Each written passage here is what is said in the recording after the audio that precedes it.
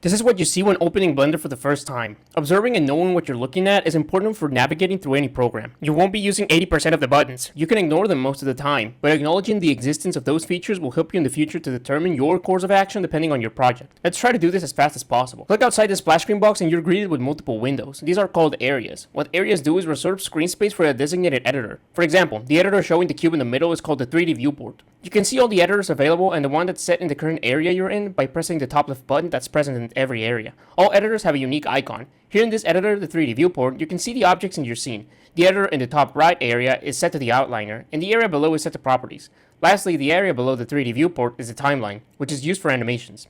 All the areas combined make what's called a workspace. By default, there are 11 workspaces available for you to click on, and it changes the way different editors are arranged through the screen. The workspace we are currently in is the layout workspace, which includes all 4 areas that we just went through. For example, we can switch to the UV editing workspace by clicking on it, and it gives us a different range of editors. Remember the splash screen at the beginning? When creating a new file, you can select different presets that include a different variety of workspaces. If we ignore the splash screen, it has the same effect as pressing the general button under new file. If we clicked on video editing, we would instead get a different set of workspaces made for video editing. Nothing stops you from changing the editor in any area you want. For example, I can change the area that has a properties editor into another 3D viewport. If you want to create new areas, you can do that. Just click and drag from any corner of an area away from where you clicked. If you do the opposite and drag towards another area, you can replace that area with the one you clicked on. Now for how to move inside the 3D viewport. This is where you will spend a lot of time, which means you also need to learn shortcuts so you don't waste time. There are global shortcuts like Ctrl S that saves your Blender file, but other shortcuts are editor dependent, which means that your mouse cursor needs to hover over the corresponding area to work. For this, make sure that your cursor is over the 3D viewport. To rotate around, hold your middle mouse button and drag. If you're on laptop, you won't have this button. To fix this, go to Edit, Preferences, Input, and under the Mouse section, click on Emulate 3-button mouse. Now you can rotate around by holding Alt and left click and then dragging. To zoom in and out, use your scroll wheel, and on a laptop, use 2 fingers on the pad, dragging them back and forward. To pan around, hold Shift and middle mouse button and drag. For laptop, use Shift, Alt, and left click and drag. You can change your perspective to orthographic fixed into a specific axis using the gimbal on the top right, or by holding Alt and then pressing and dragging the middle mouse button across the screen depending on the axis you want to face from. Just rotate with middle mouse button to go back to perspective view. Right now, there are already 3 different objects inside our scene. You can select them by clicking on them or by clicking and dragging a square selection across them. Hold Shift while selecting objects so all selections are held. If you don't, previous selections will get deselected. Select the camera and point light object in the scene and press X and then delete. If you delete something on accident, you can bring it back with Ctrl Z. This is the undo command. It undoes pretty much any action you do in Blender. To redo the action, press Ctrl Shift Z. Right off the bat, I recommend you to change the number of undo steps that Blender remembers by going into Edit, Preferences, System, and under Memory and Limit section, increase the number of undo steps. Most PCs should handle a high number of steps, so don't worry. Now for manipulating objects, select the cube, and as you can see on the top left, we are currently in object mode. Opening the panel, it shows the other object modes we can get into, the most important being object mode and edit mode. To avoid switching from object to edit mode from this panel, please use the tab key. Also, Control Tab reveals a pie menu to select those same object modes. When in object mode, you can move objects using G, rotate using R, and scale using S. To confirm the operation, press left click. To cancel it, press right click. These are basic transformations, and all 3 can be snapped into 1 or 2 axes. For example, you can move the cube and snap it to the Z axis by pressing Z after you start moving it, and it will only move up and down. You press X for X axis snapping and Y for Y axis snapping. If you press Shift and then one of the axis keys, you will exclude that axis from the transformation operation. For example, if you move the cube and then press Shift Z, the cube will only move on the XY plane, because it's excluding the Z axis. You can also slow down the transformation speed by holding Shift while moving, rotating, or scaling. Lastly, you can type in specific amounts of lengths, degrees, or scale coefficients to transform the object. Press G to move the cube, then snap it to the x-axis and type in an amount like 2. Then press enter or left click, and it will move 2 units towards the positive x-axis. If you type a minus symbol either before or after you type in the amount, the unit will become negative and execute in the opposite direction. The default units in Blender are set to meters. There's an extra operation for rotation. If you press R twice, the rotation will be based off a trackball movement. Now press Alt-G, Alt-R, and Alt-S. This will clear all the transforms of your object, since each object has a default state of transforms, and we will see why and how to change it in a minute. Now let's go to Edit mode by pressing Tab. Here you can manipulate individual vertices, edges, and faces. Right now you can only select vertices, since the selection mode is set to vertices as seen by this icon in the top left corner. You can change it to edges or faces by clicking on the neighboring buttons, but don't do this. Use the shortcut 1, 2, or 3 for vertices, edge, and face selection respectively. These numbers are from the number row on top of your keyboard, not from the numpad. If you hold Shift, you can select multiple selection modes, even all 3 at the same time, but try to always stick to one mode at a time since it can become difficult to select what you want with all modes enabled. As you can see, holding Shift is useful for selecting multiple things throughout Blender. Try selecting all 4 vertices on top of the cube right now, however you like. Now, did you drag a box to select them all? Did you click on them individually? Or did you switch to face selection and select the face? All those ways are valid. If you achieve what you're trying to achieve, that's great. If you achieve it while saving time, that's even better. There's always 100 ways of doing anything in Blender, and there's no definitive way of doing something, but the most desired way will always be the one that saves you time. Let's extrude that face we selected by pressing E. It will create a new field extrusion, and you get to extend it by any amount you like. For now, let's extrude it upwards by 2 units. Now let's extrude it again by the same amount. To avoid pressing the same sequence of keys again, just press Shift R. This will perform your last action until whatever you have selected. Now press Ctrl R to enter loop cut mode, and hover over these faces on this edge. Why on this edge? Because depending on what edge you hover over, the direction of the loop cuts will change. This creates extra geometry going along those faces, so you have extra geometry to manipulate. Press left click and then right click to confirm the loop cut right in the middle of the face. Now press Ctrl R again, and using your scroll wheel, you can increase and decrease the number of loop cuts. Try adding 5 loop cuts on this upper face. Another way of doing this would be with a bevel. Make a loop cut on the faces below and press Ctrl B. This will increase the edges you select and increase the number of cuts on the bevel with your scroll wheel. However, the operation is not intended for creating more loop cuts, even if it does create more loop cuts in the process. As the name suggests, it creates a bevel. Let's select the top face and move it up so we have some space. With the face selected, press Ctrl B and it will bevel a profile on that face. The profile depends on the window that pops up right here. You can make a custom profile by selecting the custom button, where you have the same parameters and a curve section. There are already presets you can select, and also modify how you like by clicking and dragging these points. If you think it doesn't look like the bevel is reacting to the custom bevel, it's because it doesn't have enough loop cuts to work with. Just increase the number of segments and then select the preset again. Click away to confirm your operation. Once you click away from those types of windows, they're not coming back. By holding Alt and clicking on edges, you can select edge loops. While selected, they can be manipulated. They can be moved, rotated, and scaled. What gets selected depends on your selection mode and where you click. On vertices and edge selection mode, you select edges. If face selection is on, then you will select face loops. Another thing you can do is move the selected loop cut along the face it's in by pressing G to move, then G again. This is an edge slide. If you have too many edge loops on your mesh, select an edge loop and press X. Now what option should you press now? If you press delete edges, it will also delete the faces, since those faces were dependent on the existence of those edges. What we want is to dissolve the edges, so select that option. To select multiple edge loops, you still use Alt, but hold Shift as well to remember all your selections. Then to save time, you can press Shift R, since this will execute our past action. You can merge vertices by selecting them, then pressing M. From here, you can select multiple options. The most common you'll use is merge at center and merge at last. Let's get back into object mode by pressing tab. Now about applying the object transforms. What's the difference between scaling an object in object mode and selecting the whole mesh in edit mode, using the A key and scaling? When in object mode, you are just transforming. In edit mode, you are altering the geometry. We will understand this more when looking at modifiers. In object mode, select your model and press Shift D. This duplicates the object and you can modify the mesh. However, if you just want the same object but just different sizes, you can press Alt D instead. This will duplicate the object and both of them will share the same geometry data, meaning that any change done to the mesh in edit mode will be made across all linked duplicates. Once you're in object mode, you can transform it in any way you want. Now press Shift A and this will bring up the add menu.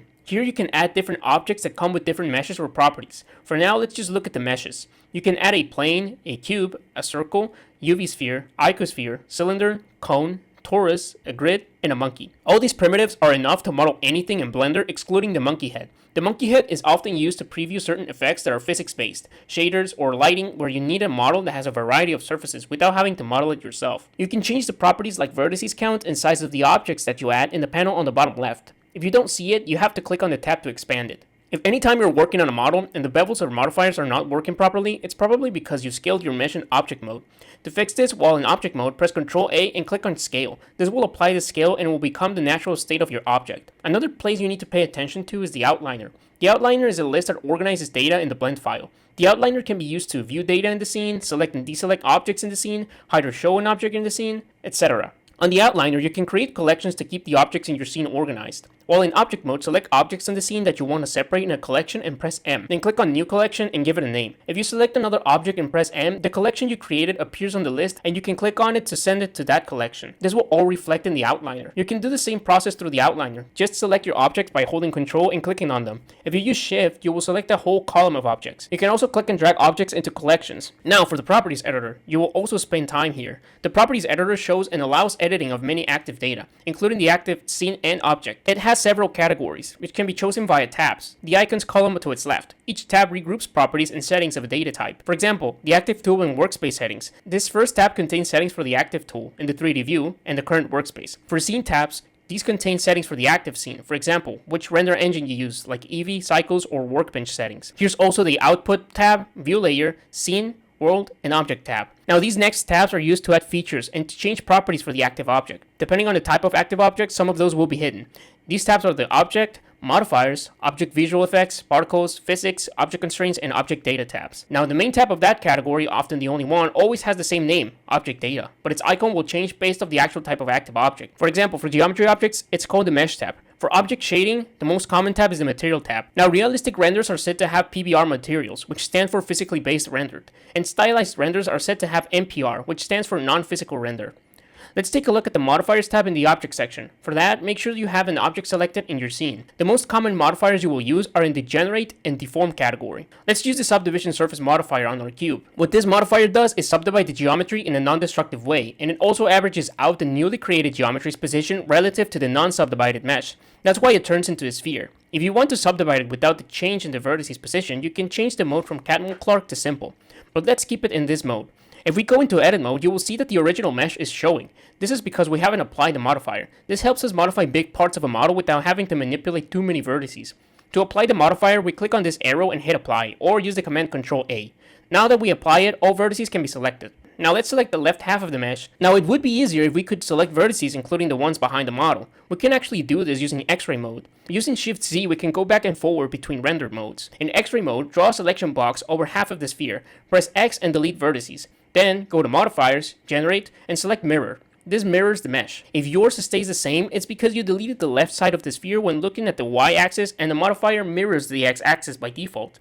You can fix it by changing the mirror axis. However, it is recommended you always use the X-axis for this. Also, check the clip and checkbox. It's better to have it on to avoid vertices in the middle from crossing to the other side of the mesh. By selecting and moving vertices, it gets mirrored on the X-axis. Let's apply both modifiers, but make sure you apply them from top to bottom, since that's the order in which the modifiers execute. Now you have all of this real geometry to work with. Applying modifiers is usually the last step, and sometimes you want to keep the subdivision surface and not apply it. Same thing for the mirror modifier. If you still want to move vertices with a mirror effect, you can turn on the mirror axis here. To move multiple vertices without selecting too many, we can use the proportional editing.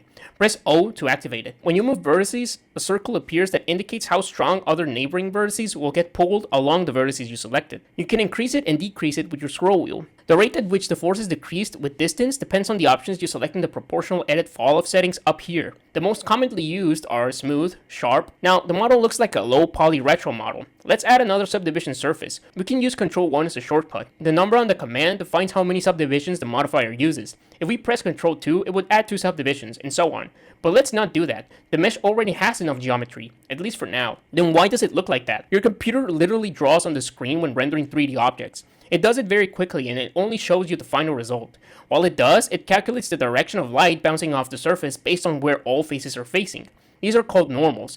Even spheres in 3D are not perfect spheres due to the nature of using triangles to render the meshes. All models at their core are using triangles. The gray color this mesh has is called a matte cap. It's basically a fake reflection of light so we can see the direction of the normals. If we turn it off, then now it's a true solid and we can't tell where normals are pointing. Now, while in edit mode, if we click on this button, you open the mesh edit mode overlays. And here, under normals, you can turn on custom normals, and now they're visible as purple lines. With custom normals, we can change the direction that the mesh makes light bounce off its surface, regardless of where the faces are actually facing. If you select any vertex and press Alt-N, then click on smooth vectors, you can gradually smooth the direction of all normals on that vertex. If you set the factor to 1, what you're doing is averaging all normals. Instead of clicking on smooth normals, click on average and then custom normals. This does exactly the same thing. The smoothing operation set to a factor of 1. Now, to avoid doing all of this, you can just go into object mode, right click your object, and click on shade smooth. Now, let's actually add a subdivision surface with Ctrl 1. As you can see, it's kind of rounding the model too much in the middle. We can kind of control where the subdivision smooths out the vertices by creasing the edges. To do that, go into edit mode and select the middle edge loop and press Shift E and drag. Fully dragging it will set the crease to full. Now the subdivision modifier won't move those vertices, but it still subdivides the mesh in that specific edge. If you want to control how flat certain faces look, you can make them look sharp. Select that same edge loop, right click, and click on Mark Sharp. Make sure you're on edge select mode. Now the division between those faces looks more prominent, but again, the only thing this does is modify the normals. If we see what the normals look like before and after making them sharp, you can see it basically opens the normals outwards and it breaks the average direction both normals were pointing towards. Now talking about normals, sometimes you might run into this issue. The shading looks weird and modifiers react very weird around that shading issue. What's very likely is that normals are inversed. This happens because most 3D programs only show or render the outside of the mesh. the part that will be seen because it would be a waste of memory to show what you can't even see. If you ever get inside another 3D model and playing video games, you notice that you can see towards the outside. From the inside, the mesh doesn't get drawn. You need to always check if your model has inverted normals. To check, go up here on the viewport overlays and check face orientation. Any face that's inverted will be highlighted in red. To recalculate normals, select your whole mesh in edit mode and press Shift N. If nothing happens, try clicking on this inside check mark. For example, if you try to make a spherical room and use this sphere, when seeing it from the inside, the sphere would not render, because the normals are pointing towards the outside, not the inside. So recalculate the normals and then click on inside. I recommend checking your model normals every now and then. To swiftly do this, go to the same panel and right click on the face normals checkbox, then click on add to quick favorites. Do the same for the wireframe options. Now if you press Q on the viewport, a menu with your favorite commands will appear. Now you can activate the normals when in object mode. Your quick favorites list is different in other editors or object modes, so they won't be seen in edit mode, for example, so you'll have to add them again while in edit mode. Wireframe is also a nice option when you want to see your object's topology without going into edit mode on every object. Now, how are models painted? How do we add color or textures?